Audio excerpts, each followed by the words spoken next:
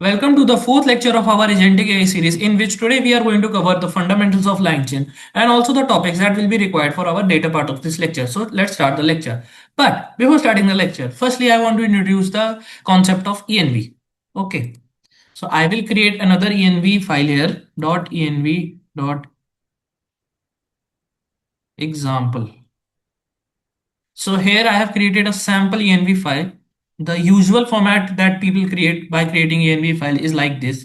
But I have created like this because in env files they contain some secret part of the your code base that you don't want to reveal to the people that you want to show your code base. For example, the API keys that we are going to use today.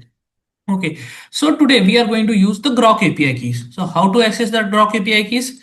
Just simply go to Chrome and enter in the Google groq API key, right? And then you open the first link that is shown to you, and then just sign in with Google and create your API key. Okay, so I have already initialized my API key in this env file, which I am not going to open, right? So firstly, what we are going to do? Let me write the code first. From dot env load, so not load, import load. Yeah. So what this piece of code does? This piece of code loads the document, loads the code base that is stored in the .env file. For example, in this case, our API key.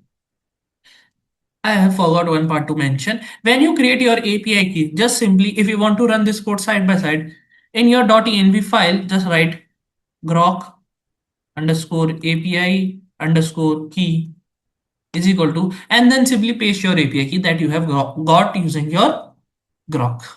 GROQ, not GROK, right? Now what we are going to do, we are going to import OS so that we can interact with our operating system. And then what we are going to do, we are going to load our .env. This loads our .env, which is the API key in this case, right? Now what we are going to do, we are going to initialize our LLM chat groq. But before that, we have to first import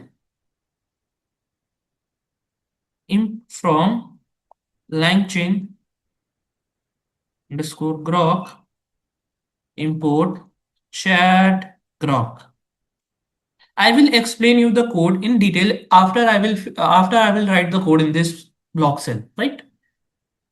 So chat groq model model is equal to, here we are going to use llama 3.18b. So this is a, oh, yeah. So this is a llama model which has 8 billion parameters. We have chosen lightweight models because in this lecture we are not going to implement a very complex task. The task will be very simple, right? So that is why we have taken a very simple model here, right? In this part, let me show you. In this part, wait. In this part, you can do you can initialize a lot of parameters of the models that you want to use. For example, the temperature and etc. Right? And yeah, the model has been loaded. Now, what we are going to do? First, I am going to explain. So this import I have imported to interact with the operating system, and this I have imported Langchain underscore groq to interact with the LLM. That is here. As you can see, we have used the chat groq, right? Here you can initialize a lot of things like temperature, sampling, the type of sampling you want to use, and etc. Right? Now, from Langchain dot core underscore messages, import human message. Messages is equal to human messages content is equal to, for example, the AI has given a very right thing. What is the capital of France? And this thing you have to put it in the square brackets, right? So what this part of code does? But firstly, the code has been showing error. From Langchain, I think so. Here should be underscore code dot messages.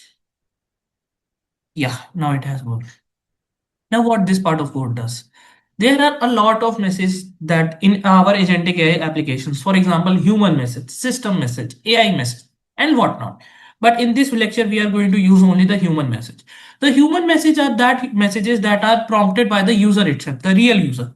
For example, here we have prompted what is the capital of France, right? In the and it has been stored in the messages variable, right? Now, what we are going to do, response is equal to llm dot invoke invoke messages. Now, what it does, it sends a API request to your LLM and to answer this query, which is what is the capital of France, and the output that is given by the LLM is stored in our response variable, right? And if we print response, now let's see what is the output. It has replied as the capital of France is Paris, and many other additional things like completion tokens, prompt tokens, total tokens, yeah, completion time, and whatnot details, right? But what if you don't want all these details and only want the capital of France is Paris? Then you can simply do response dot content. As soon as you do this, only the reply that is given by the LLM, which is necessary for the user, is only printed here. Now, what we are going to do, we are going to bind some tools to our LLM so that LLM can perform more types of tasks. But the tools that we are going to use are very simple, right? For example, add two numbers or subtract two numbers, right? Now, again, we are going to do some imports from Langchain. From Langchain dot core underscore tools import tool, right?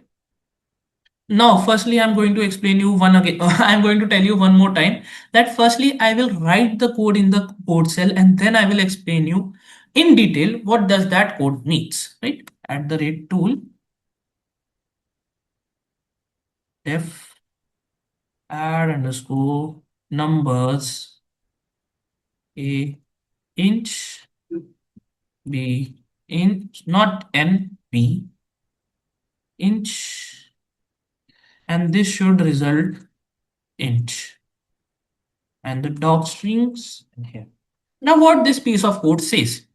So from the Langchain library, we have imported tools. So the tools are that you can say functionality that enables LLM to do tasks out of its weight class. For example, accessing internet information, which is current internet information. For example, who won the World Cup? And we all know Spain won the World Cup. But the LLM that is trained on, for example, till 2024 data doesn't know who won the World Cup.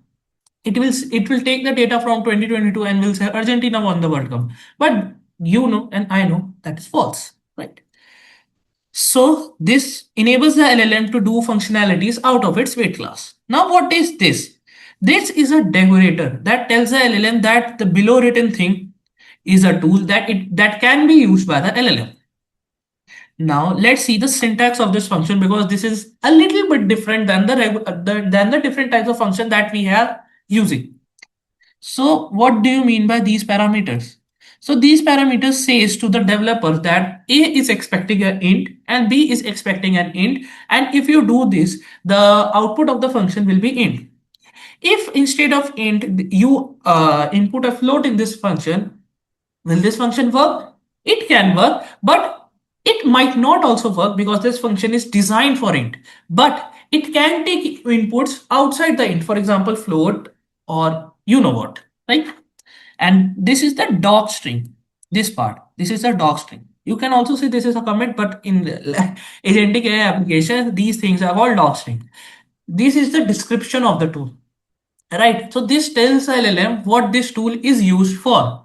Okay. So that the tool is not called unnecessary or is called for unrelated tasks. For example, if the LLM is asked to subtract two numbers, but if it is calling the tool add numbers, then we have a problem, right? So this is a docstring that describes the tool, right? Now let's run the code and we have gotten an error. So what is the error? I think so. I have written the name of the import little bit wrong. Underscore code dot tools. Yeah, now it has worked. So little bit of error can happen with anybody, right? So now we have initialized our first tool. Now what we are going to do? We are going to bind this tool with the LLM, telling the LLM that we have the functionality to use a tool. LLM underscore with underscore, not sorry, underscore tools is equal to LLM dot bind underscore tools add underscore numbers. So what this piece of code does, it binds the LLM with the tool that we have created here, right? The name of the tool is add number. Okay. So if there is a possibility in your agentic AI application that you have multiple tools, for example, let's create another tool, right? At the rate tool def subtract numbers, subtract numbers, right? The tool has been created, as you can see, in front of your eyes, right? And if we write here also subtract numbers, now the code is also working perfectly fine, but there is some error. I don't know why. Subtract numbers is not defined. Wait, I think so. I am a little bit mistaken by the syntax. Subtract numbers. No. Add numbers, subtract numbers. I don't know why it is showing error. It shouldn't show error. Again, it is showing error. Now I know what was wrong with our code. There's nothing wrong with our code base, just that after creating the tool, we haven't run that code, right? And now as you can see, the code is perfectly running fine. So this marks the end of this lecture. I hope to see you in the next lecture soon.